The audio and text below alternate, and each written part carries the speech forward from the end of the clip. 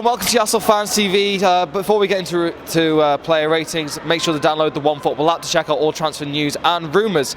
But Lee, we'll start with player ratings. We'll give you Martin Dubravka. What would you say? I think he's going to score the lowest because he hasn't had nothing to do. Very true. So I don't want to score him 10 out of 10, 9 out of 10 because he didn't have much to do. All he did was collected crosses.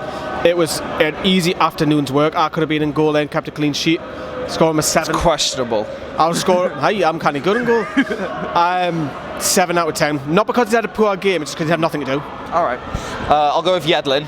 I thought fairly decent. I felt there was some decision from the referee that went against him, a couple of fouls that I thought he was generally quite solid, gave us a bit of a threat down the right wing. Can't pass the ball still. No, still can't, and hopefully I would like to say that he would improve on it, but I've been saying that for the last few years, so I'm not sure on that, but I will say give him a 7 because I thought he was generally solid.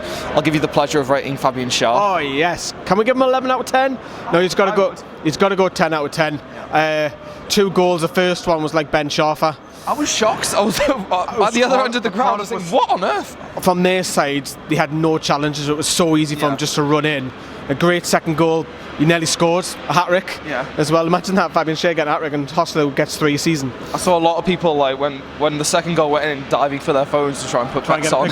But he also, as well, defensively, Cardiff were through on goal and he was going to square it and he slid and blocked that. Yeah. Brilliant performance, and he looked so good on bringing the ball out with Lejeune on the other side of the left centre back. So 10 out of 10, it's got to be. Yeah. For Lascelles, I was a bit worried when I saw Lascelles on the team sheet after all the mishaps at Blackburn. Which I still don't quite understand what happened there, but no, I thought fairly defensively solid, dealt with the strikers quite well.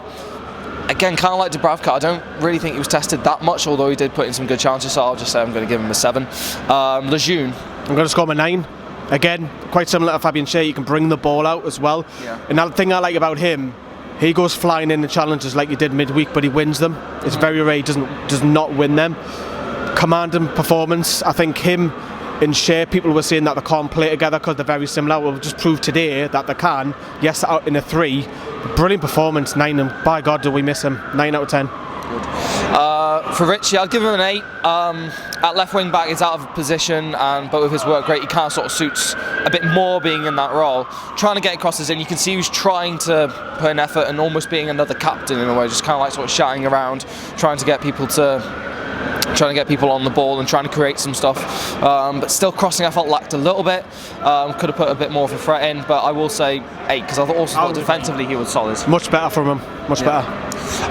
Isaac Hayden. I'm not going to slate him, I actually thought he had a good game. Same. And yes, he wants to leave the club, but once he steps over that white line, I'll cheer him on, and I thought he had a great game. I'm going to score him an 8 out of 10, got his foot in, didn't do anything daft and out like that, didn't give the ball away, solid, good performance, commanding. He bossed that midfield along with Longstaff. 8 out of 10. With Longstaff, I'm going to give him an 8 as well. Yeah. The thing I would say is that what I've been impressed by in the games that I've seen him is he's done well. He hasn't really made any mistakes. I think in this game he wants it all the time, and I like that. Yeah, and he was trying to spray balls, but he wasn't doing it too much. Question for you: could he play with Shelvey? Because they're very similar. They both want the ball, then they start looking, don't they? Yeah, well, I think it's good that we have someone who can replace Shelvey, but obviously a lot of people talking that he should be going out on loan and all that, but against Blackburn, a Championship team, against Cardiff, a Premier League team, the biggest compliment I can pay to him is that he didn't look out of place. Yeah. He generally seemed to fit in quite well. There's not been every time that he got on the ball, everyone's kind of thinking, God, what's going to happen? He was genuinely looking really comfortable, looked really confident. I think the goal has done him wonders that he got against Blackburn, and I think he's just been fairly solid. So got to keep him. Yeah, I'd say 8. Who's next? Jose Perez.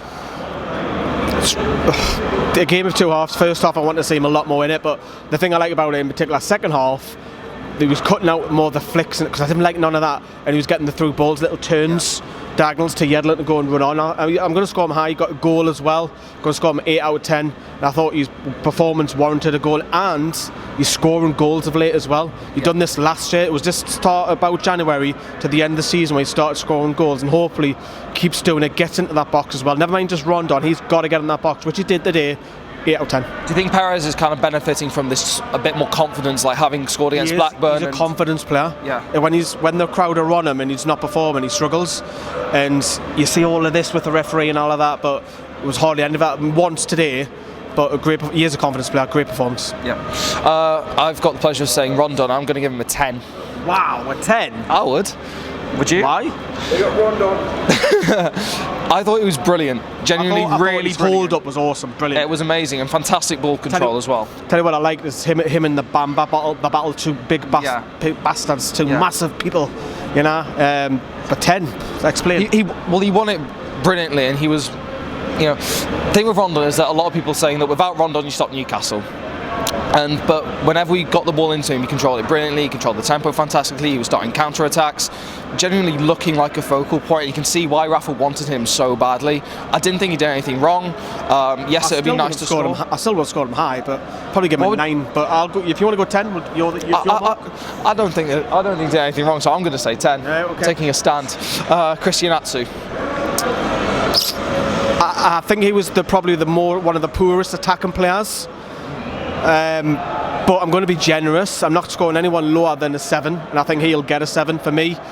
Probably want to see him on the ball a little bit more, but again, Rafa seems to like him in this formation, the 5 than the 4, because he gets out of the box. Yeah. Kind of sort of runs a bit more directly. Yes, he has no end product, and we all know this, but I'll score him a 7 today.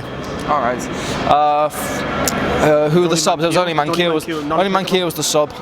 Didn't really do much. Put in a few. Just get out. Yeah. Put in a few challenges. So we'll give him non-applicable. Why not? Because he barely only had like 8 minutes. Yeah, I'd probably say a 6, but that's from. We're not scoring anyone without a 7. Yeah. Who's next? Rafa. Yeah. That's it. Spot on. I mean, Neil Warnock was effing and blinding on the side of the touchline. Robocop, as I call him. Rafa got it spot on. It was so that is the most easiest game we've played this season. Yeah. It was just comfortable. I think we were in. You get 5 or 6 gears in a car. We were probably in 2 or 3. It was the first time where it looked like we were controlling the game in a really long while. I think that's something I said last time. And we really struggled to do. You look at that bench. You had no option to play this formation because the bench was so weak, and you know you had no Diarme, Kennedy, Shelby, which would probably start most weeks. Awesome performance, 10 out of 10.